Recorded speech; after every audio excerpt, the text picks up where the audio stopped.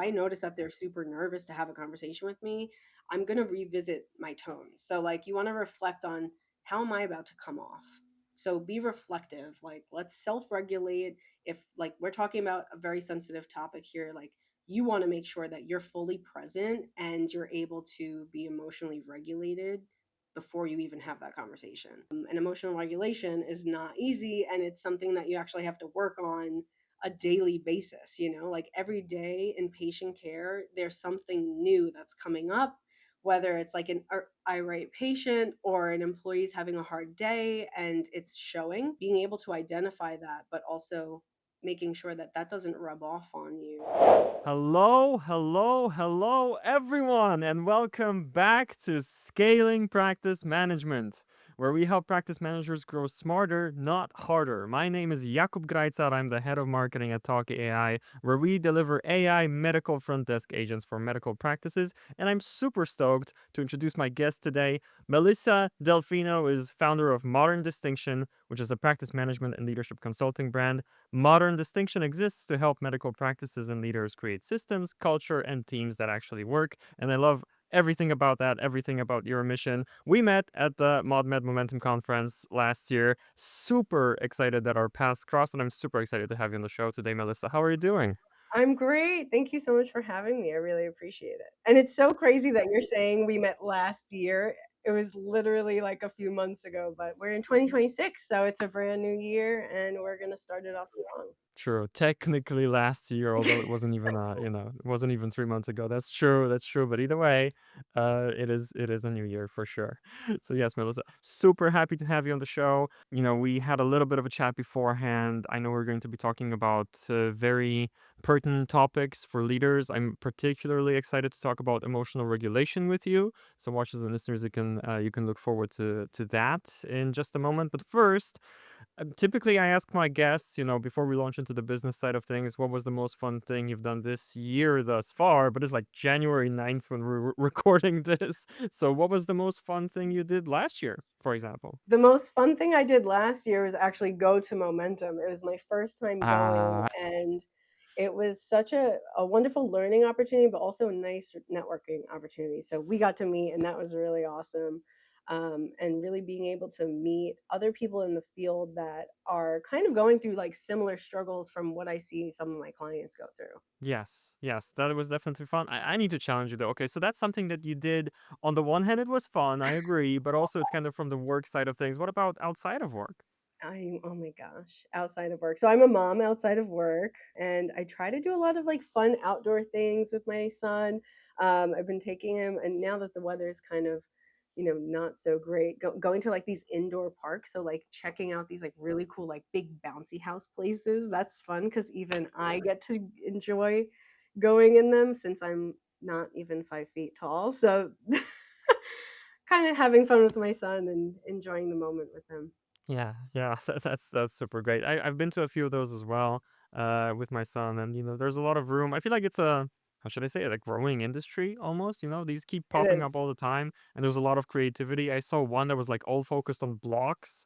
So you had these huge blocks, but you also had like Legos in there. It was like all themed around that, and it was a super fun time, It's definitely. cool too, cause like, we didn't have that growing up, so, like, now you kinda get to be a kid again. Yes, yes, exactly. Yeah, there's a lot of stuff.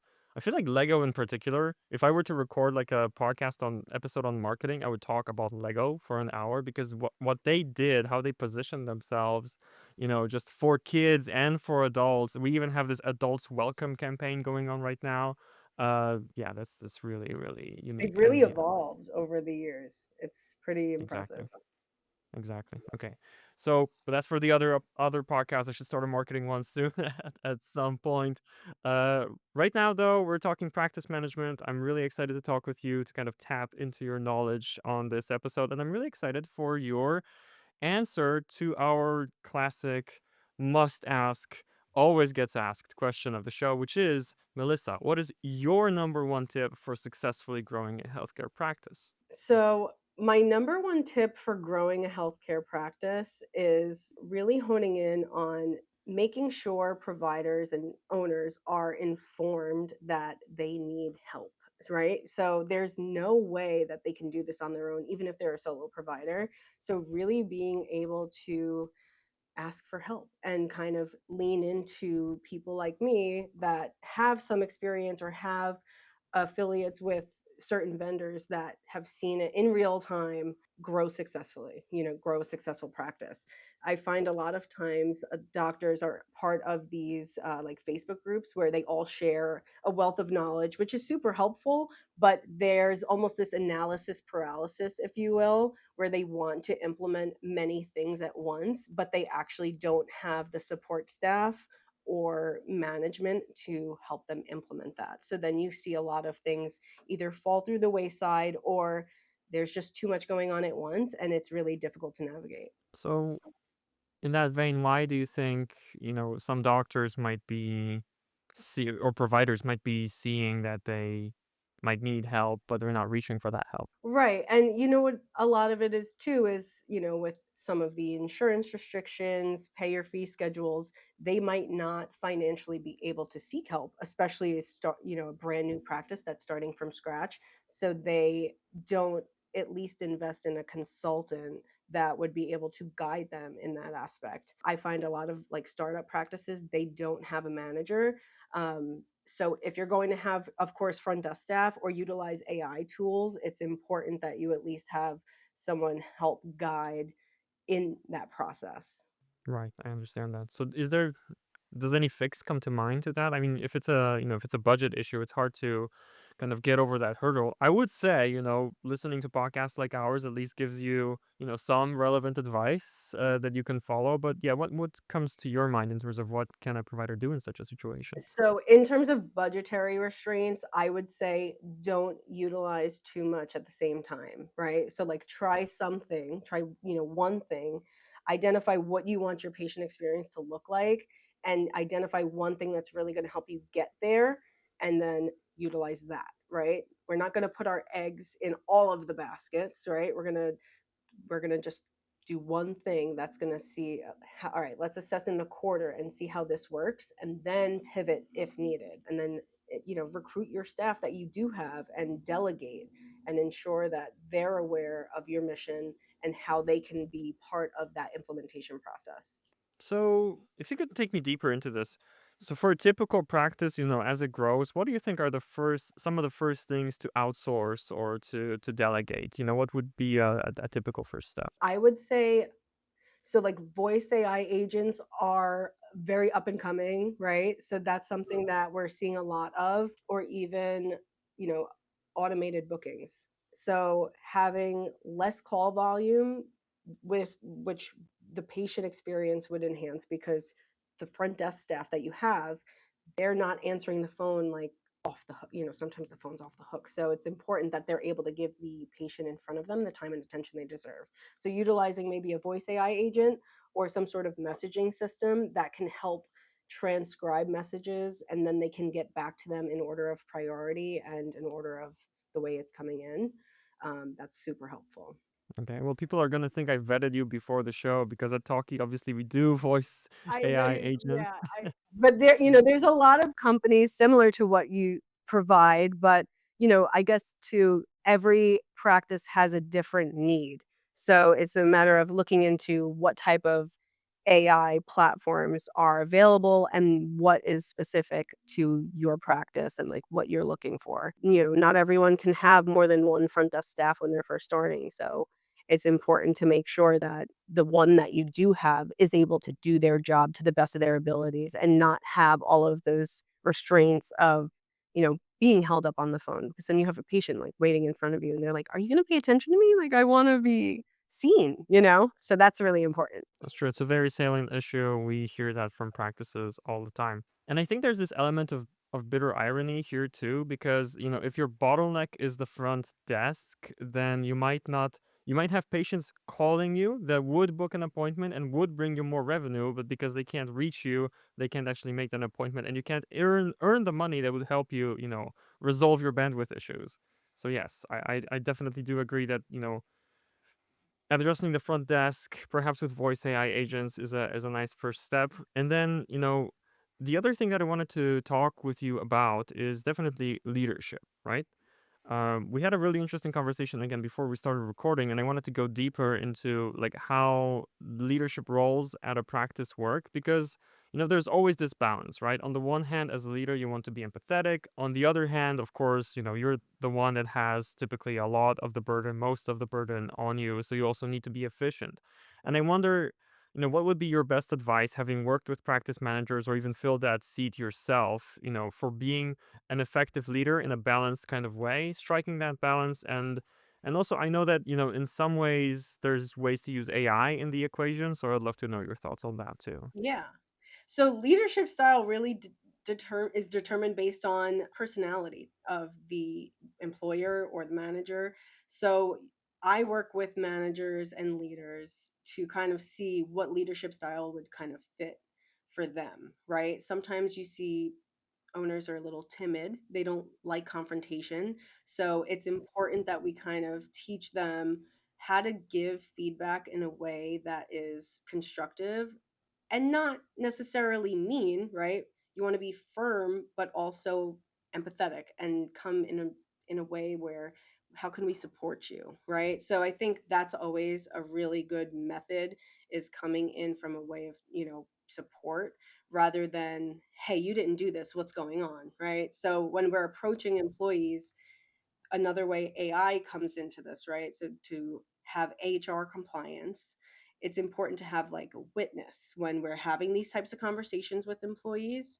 So AI comes in where we're taking notes, right? We're not going to be in front of a staff member taking notes saying, "Hey, like we're having this conversation." And it's less personal when you're doing something like that. So having a an AI note taker in the background and of course inform the employee we have a note taker in the background just so we can have record of the conversation and make sure that we're both understanding each other and we can reflect and then in like 90 days we can revisit this conversation and see how your performance is doing. I want to focus on you, but I also want to have like a record of the conversation so we can see the improvement, or we can look back to what was said here. I totally get that. Yeah, that's an extremely important part of HR compliance is and not every practice has the amount of staff where you can have a witness, especially a practice that does not have management where it's a solo provider and they're the only one having that conversation. So it's really important to have these steps in place where you can recall the conversation and also AI is not going to really have that emotional component to it. So it will record the conversation and it's going to be in a neutral space. Yeah, I get that. One thing that caught my attention is because leadership styles, okay, you mentioned there might be these timid leaders. I suppose some leaders would kind of, err on the, well, not even err, but like they would go too far to the other end and be a little bit too confrontational, maybe aggressive even. I wonder what your advice would be for kind of for both groups on how to, adapt or evolve their leadership style to be more in the middle, more supportive. Like what are the specific things they can do? So specific things practice owners or managers can do is one, come in a place of support, but also education and kind of letting go, right? So if we educate our staff on everything that we're expecting and being clear on the expectations of one, their role, right? And then two, what we want out of the patient experience, you kind of empower the staff to do what they're supposed to do and deliver that experience without confusion. So if they have to come back to you with multiple questions, that's where a lot of the times I see leaders get frustrated because they're like, why are they asking me this again? Like I just explain this. So it's a matter of being clear in what you want and not changing the rules frequently. So having SOPs put in place where, okay, they have an FAQ sheet that they can reference should they need. And we already know that X, Y, and Z is part of their workflow. So there's no question that they're delivering the experience and they're educated enough to do so. I like that. So I think, one part of this is giving feedback, for example, because, mistakes happen, errors happen. So do you have any frame of reference or, a framework for leaders to use in those kinds of situations? I've heard of the feedback sandwich, and of course that's one, but I wonder if you have anything else that you've seen consistently work. So for giving feedback, you always want to do it is just a classic compliment sandwich, right? where we're saying, you're really wonderful at the front desk. You have a great presence. However, I did notice that you're giving this incorrect information, and we just wanted to make sure that we're giving you the support that you need. So if there's any questions that you have, or here's some reading material, let's revisit this conversation in a week. Like, I'll give you a couple days to review it. And then if you have any questions, we can sit down again and talk about it. That's, kind of the way. But you're doing a great job, right? So, compliment sandwich. You want to be positive, deliver the kind of not great news and then close it with something positive, but always kind of have that supportive stance where you're able to give them that education. And also, too, this is in terms of like, again, HR compliance. You want to make sure every employee is given the appropriate material to do their job to the best ability of their ability, because otherwise you can't properly document that they're making mistakes, but what did you do to help? And you mentioned not just, the material, but I think an important element of that is the time frame. I've heard this discussed. I've discussed this myself a few times, more than a few times. But this element is a little bit overlooked sometimes, where you give, real clarity on, okay, in a week we'll revisit this. So you need to kind of include that in your schedule. It's not going to be eventually. It's not going to hang over your head for however long. But we will revisit this at a particular point in time. And I think that's important too with this piece of giving feedback. Yeah. So a lot of it too, if we're going to go back into AI, I think it's really important that even if we are having these like meeting notes, right, document that time frame and then put it on your calendar. So like if there's any AI integration with your calendar where it's like, okay, I'm going to send you an email following up and give you a calendar invite so we can rediscuss this. So let me pass something by you actually, because we're mentioning AI. You've got a, as a leader, you've got a conversation coming up with a team member that's going to be a little bit tough. Do you role play it first with ChatGPT, yes or no? No, I don't. No.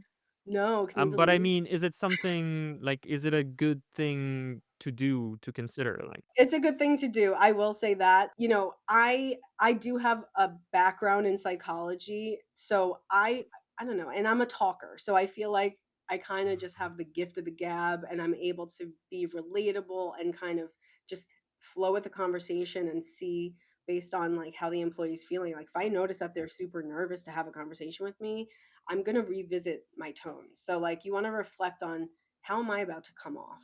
So be reflective, like let's self-regulate. If like we're talking about a very sensitive topic here, like you want to make sure that you're fully present and you're able to be emotionally regulated before you even have that conversation. And emotional regulation is not easy, and it's something that you actually have to work on a daily basis, like every day in patient care there's something new that's coming up, whether it's like an irate patient or an employee's having a hard day and it's showing, being able to identify that, but also making sure that that doesn't rub off on you. And when you're having the conversation to make them aware of their behavior, you're coming from a place where it's neutral. That's important. One thing I will say I do utilize ChatGPT for is like if I'm in the moment of, okay, I need to send out an announcement quickly, sometimes the tone of that announcement might not be nice. I do use ChatGPT to polish it, and I'll say, "Can you make this in a nice, calm tone, or like calm but firm, something like that?" And it'll revise my message because I did actually get feedback from staff where it's like, sometimes it seems abrupt, like your messages, and it's like because I'm doing a million things. So I get that, and I feel like as long as you don't, how should I say this? I guess you need to prompt correctly, because if people really see kind of, one to one the generic Chat GPT tones, some might take it the wrong way. But I feel like, as often as we see messages and we're like, Chat GPT wrote this, I think there's a ton of messages that are getting under the radar where, okay, you know, Melissa wrote this. She had some help. You can't tell, but this was actually extra effort on her part and not, taking a shortcut. Because you can write the message, in a few, curt words, but you're actually taking this extra step to, make it a little bit more palatable. And I would say, personally to somebody who is a leader, great at a lot of things, and perhaps not, on the communication side, I have some feedback to give. I hate these kinds of conversations, had situations in the past where it didn't go over well. I would try it out with ChatGPT because I feel like, don't take the verbiage verbatim, but at the same time, it can give you some phrases that can be very useful as long as you make it your own. I think it can be a leg up in such situations. So, I guess, if you have thoughts on this, watchers and listeners, we invite your comments. But I would say, there's a time and a place for it. Yeah, there's definitely a time and a place. We're actually gonna. A lot of people are doing employee evaluations this season, right? We're in the new year, so people are doing evaluations for raises and all that. So I think too, when giving that feedback, maybe putting in the questions that you're implementing in your evaluation and seeing what kind of responses that would be helpful. My only concern with utilizing ChatGPT for, like, I guess, role playing is you don't want to focus too much on the script aspect of it, because then sometimes it becomes a little less personable and it feels scripted. So then you don't really show up as authentic as you possibly could be. Yeah, I wouldn't say, to follow like the exact script of a conversation, but there's usually a sentence or two or three there that if you add it in as part of what you have to say to the employee, there's a positive, benefit, positive benefit. Okay, that's a, it's kind of both words mean the same. Forget the term. Let's move on. So, definitely, one of the topics I wanted to dive into is emotional regulation, and we started kind of, touching upon it already.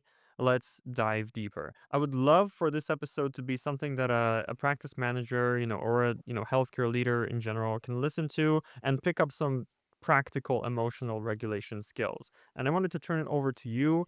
Let's start with why it's important, and then, what are the steps towards improving that, for your leadership skills. So, emotional regulation is an extremely important part of being a leader, but even as a provider, right? Because there's a lot of times, and I'll dive into both, where, as a provider, you sometimes have a combative patient. So it's like, when do you recognize, like, okay, this conversation's getting a little heated because they're not understanding the information that I'm delivering in terms of their care, right?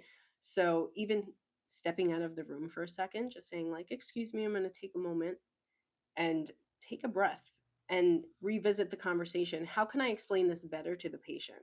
And this also goes in the same respect of delivering feedback to employees, or just if, let's say, we are having a hard day where things are not flowing in the way that we want, emotionally regulating, take a moment to yourself, right? Or say, staff, what's going on? Can we talk about the flow?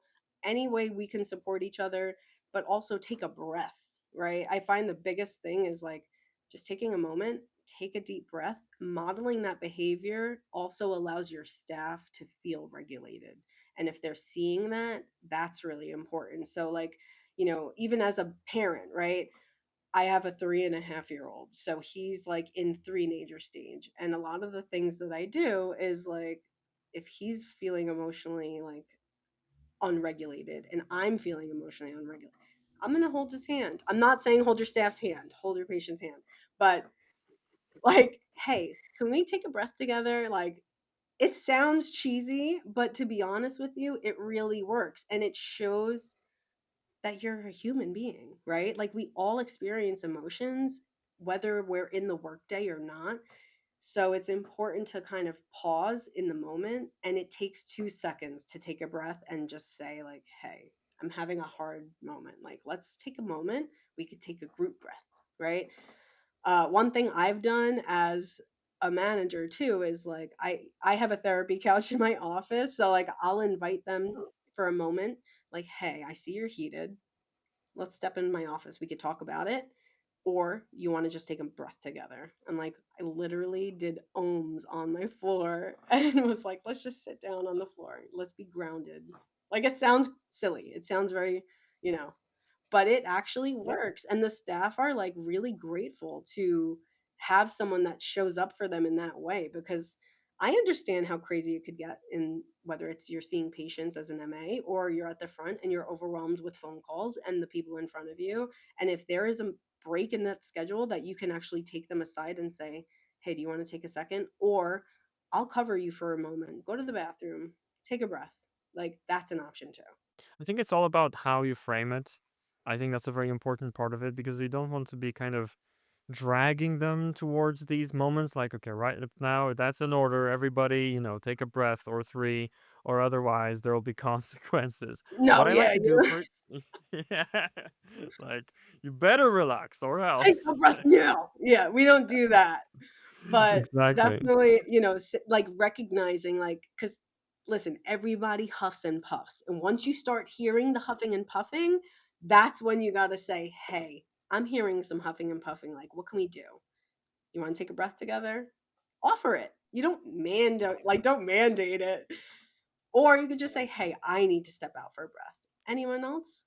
Like, offer it. That's cool. I like that in particular because then you put both sides in one boat, so to speak. Like, I need a little bit of support. Do you also need a little bit of support or like a break?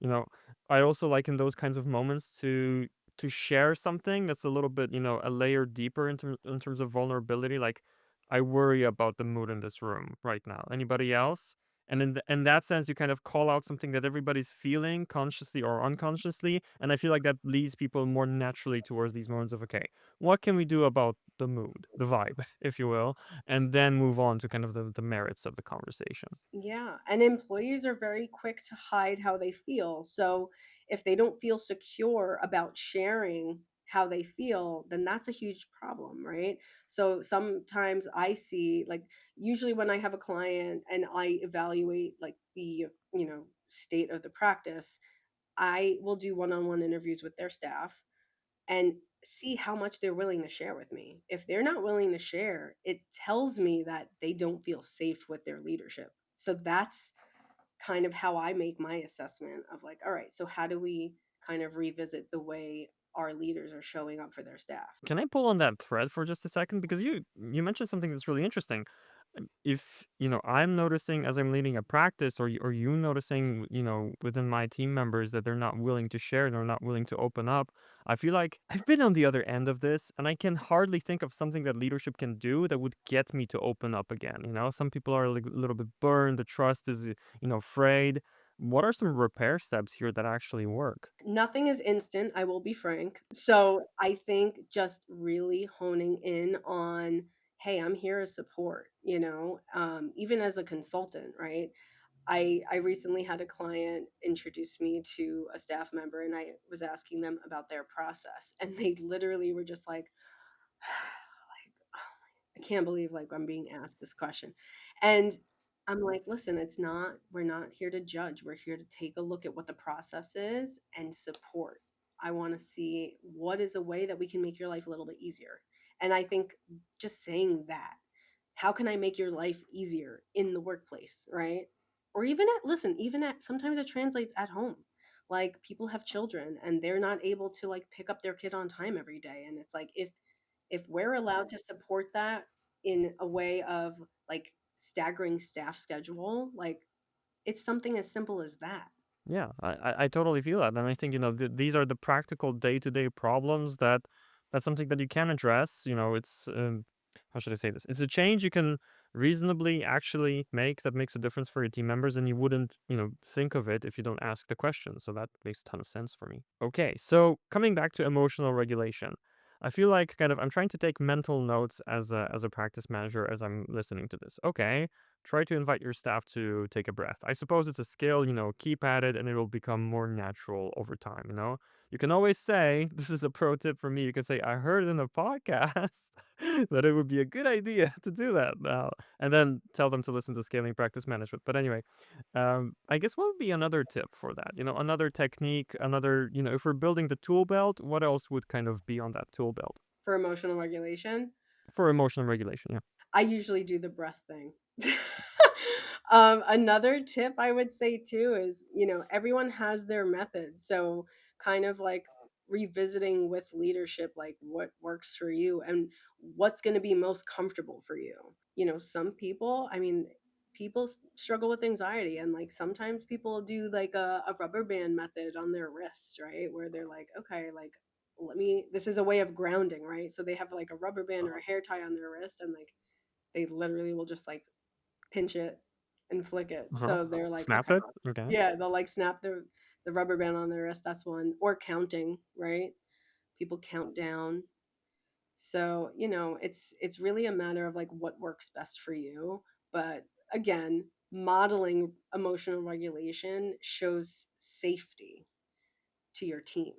So they're like, okay, my manager's not a beast of a person, and I feel a little bit safer sharing. So I think that's important, just being able to model the behavior as a leader, whatever that means to you, and everyone has their own way. And I feel like, I would take that one step further.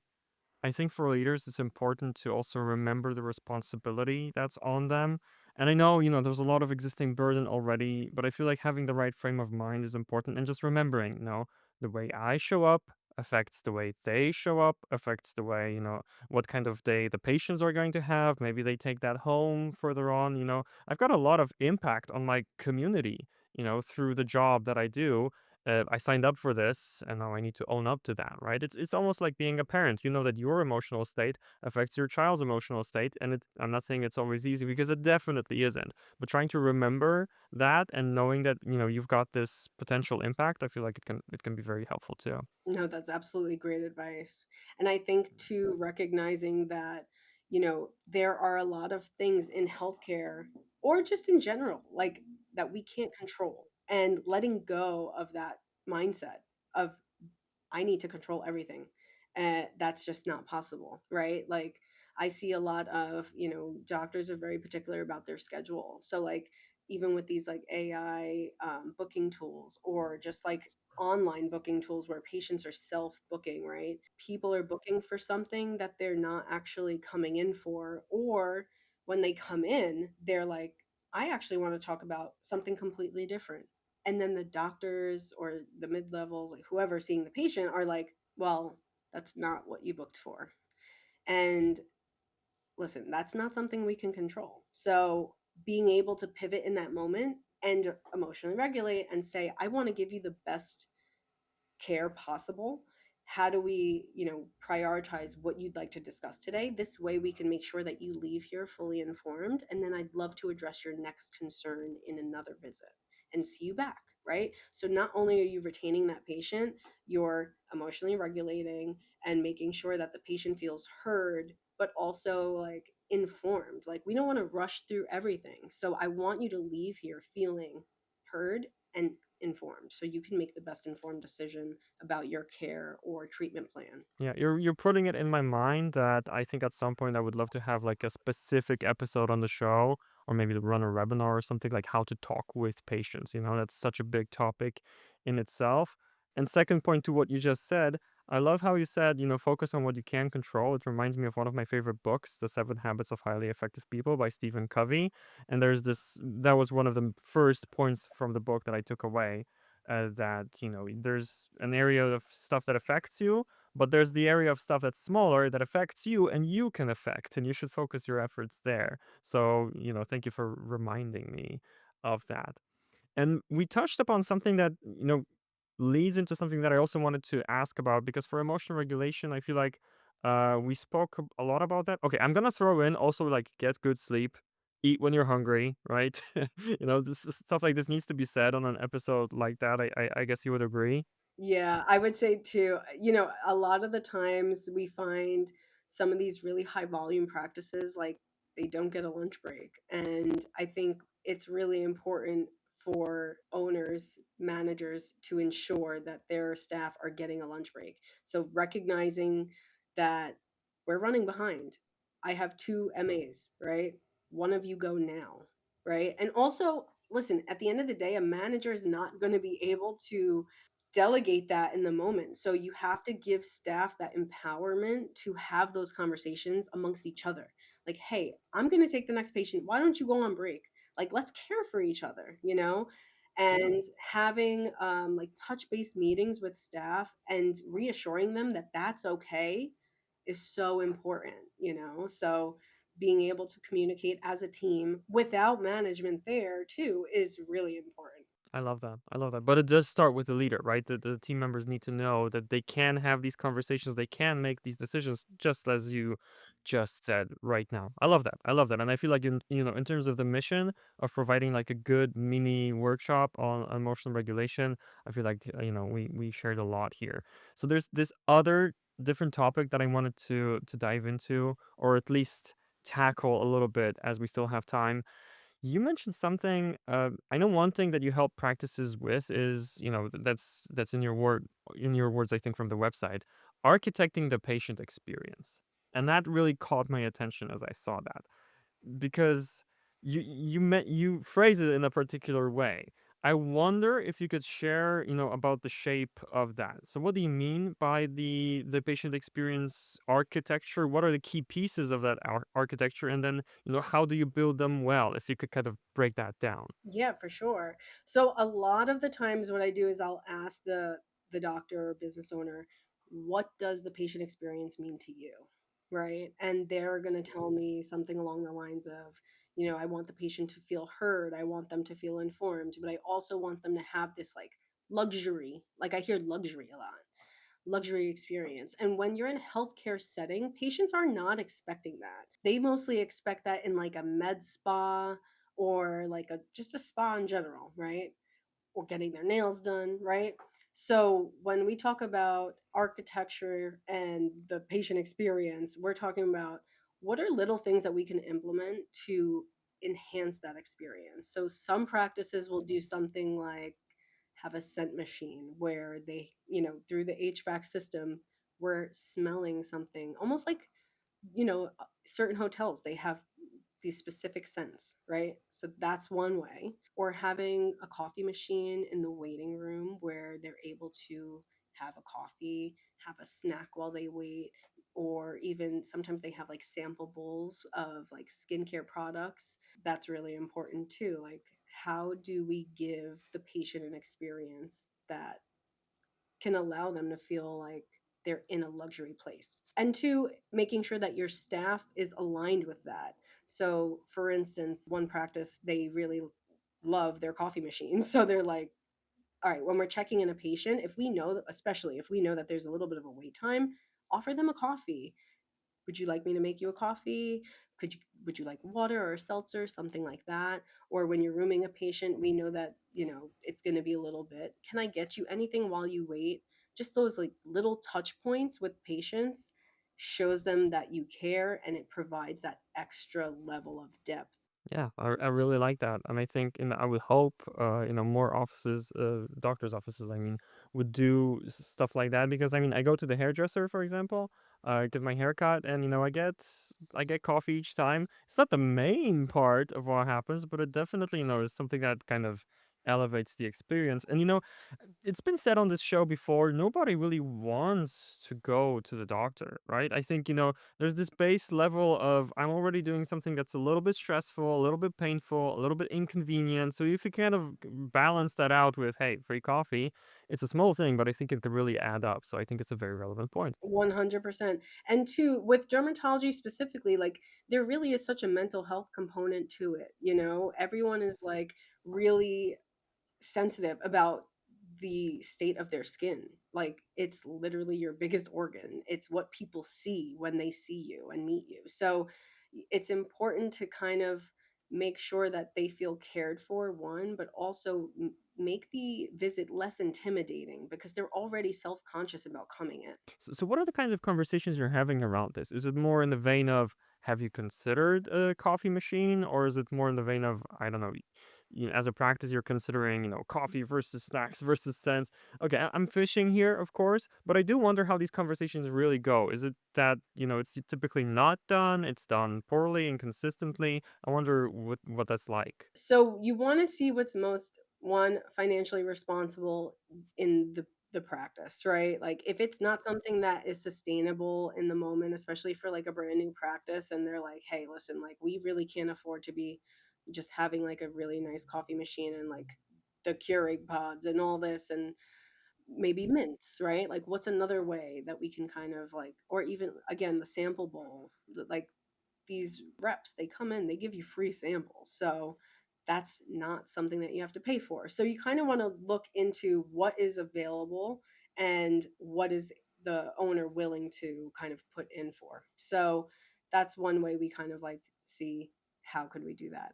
And then two, even if it's not a like if it's a budgetary thing, maybe the way the front desk greets the patient, like that's also another way. So being on par with everyone's aligned with the greeting. So having a specific greeting, whether it's on the phone or when you have that patient walk in, that's really important. Yeah, this really reminds me of of all things, it reminds me of Breaking Bad. I don't know if you saw the series. There's a car wash there called A1A, and every time somebody, orders their car getting washed or waxed or something, they say the same things like, "Here's your receipt, give it to your car wash professional and have an A1 day." And Yeah. I'm not saying be I'm not saying be cheesy like that, right? No, but it's But real. honestly, yeah, it's aligned, you No, it's know? real. And like even answering the phone, like there's ways to do this. Like it's part of the onboarding where okay, we're expecting everyone to say this. And when it becomes second nature, like, and it just feels natural and intentional, or even like walking the patient to the front desk, like as a medical assistant, right? Walking the patient to the front desk and saying, "Hey, I really want to see you in three months. Check out with our front desk name, blah blah." Right? It's great. I Yeah, love that. It's very it's practical. important. Yeah, it's practical, it's cheap, and it costs nothing to be nice, right?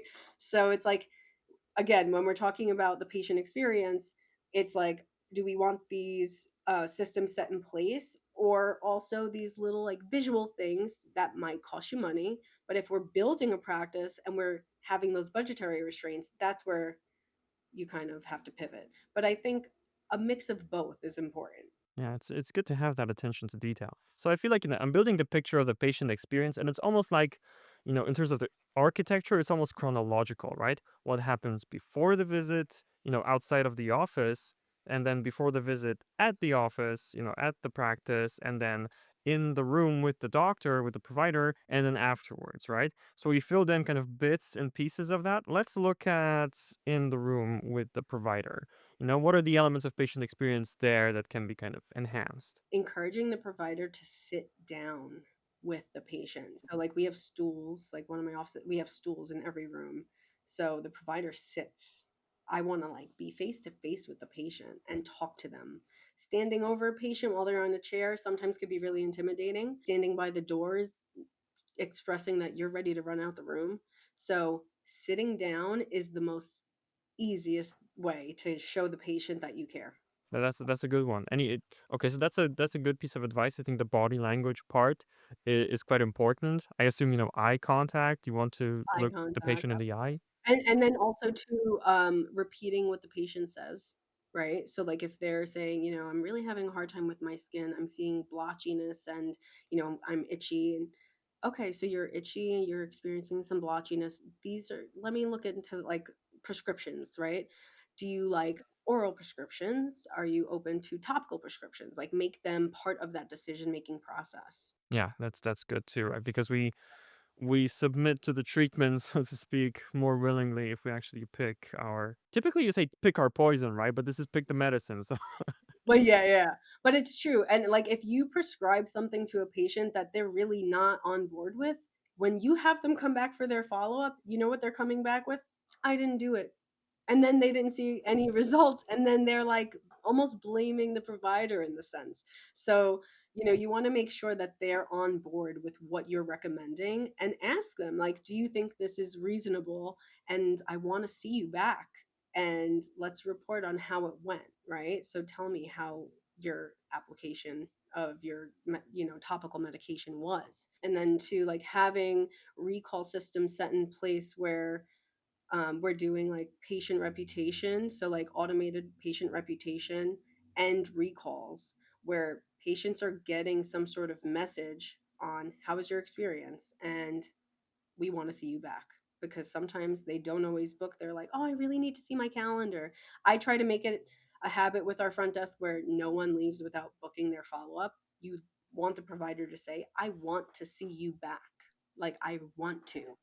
So that's a really important way to retain your patient but also let them know that they're feeling cared for because you want to see them. You're interested in their care. Yeah, I think the choice of words is extremely important here. And, I'm saying that consciously because, I mean, I've been in those situations. We all have. And what I hear at the doctor's office is it always carries this extra weight because I'm having this moment about my health and I want to be reassured in those moments, right? I can only really speak from the perspective of the patient, right? But I can say, and we've all felt it, I think, it's important. It's important what's said. What you just said is genius, right? I want to see you back. I feel like that's really great. I was going to ask about that.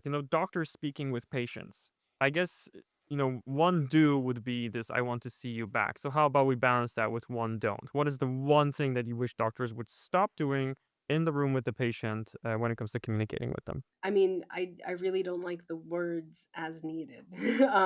Like, "see you back as needed," right? I Again, we're going back to the "I want to see you back." Like, if it resolved, sure, that's great, but I wanna make sure it resolved. Like, there's times where, rashes might look resolved to the patient, but in reality, it's not, and then they're coming back being like, "Well, nothing worked," you know? Or it came right back. So we're ensuring that something actually resolved. And then if in case it does come back, what is the plan? So I really hate when people say, I want to see, like I just come back if it comes back or like as needed. I just feel like it kind of brushes off the patient in a way. So that's something that should be completely removed from the vocabulary. I totally feel that. And I love it when it gets so practical. That's why I ask these questions like what to start doing, what to stop doing. Because this is something that you can look at, at your practice. Maybe some doctors are listening to this. They are and thinking, okay, is that something that I say? Can I say something different, in place of that? I love it when it gets so specific. So thank you for going to that level of depth with me. And being cautious of the time we have left, I was wondering, okay, so one last insurance question. Within this realm of patient experience, right, the architecture, is there something I haven't asked about or have not given you like an opportunity to point out another element of this whole system where you would also have some advice to share? I feel like we did touch base on a lot of things, and I do feel like there's a lot of room for additional, like, even episodes. So I think too, like what you had mentioned, maybe doing one doctor specific on how they can really like enhance the patient experience just in the room. Um, and then two, how AI can potentially help, going back to AI, insurance, right? So insurance is such a huge component of the patient experience as well because there are so many things that insurance restricts because in this day and age they really don't want to pay for anything. And how do we utilize AI in a way that can help us come in a space where we're delivering patient care, but we're also making sure that we're getting paid on it and the patient has coverage for it, right? So having these surprise bills, like that's such a huge portion of front desk and even the medical assistants because they come in and they're like, hey, I have this huge bill, like I don't want to come see you every time I have to pay, right? That's like a huge issue.